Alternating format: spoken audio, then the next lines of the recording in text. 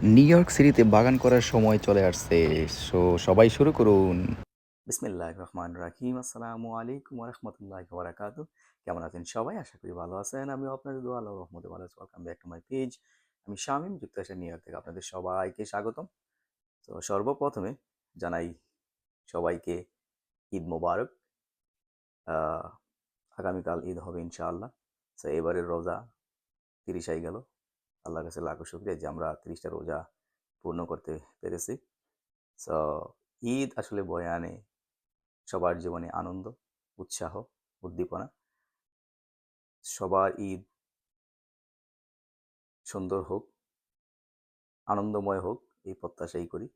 so আজকে এই ভিডিওটা করার উদ্দেশ্য হচ্ছে, আমি আজকে আপনাদেরকে দেখাবো কিভাবে ঘরের ভিতরে বীজ থেকে চারা উৎপাদন করে ওই বীজগুলো, ওই চারাগুলো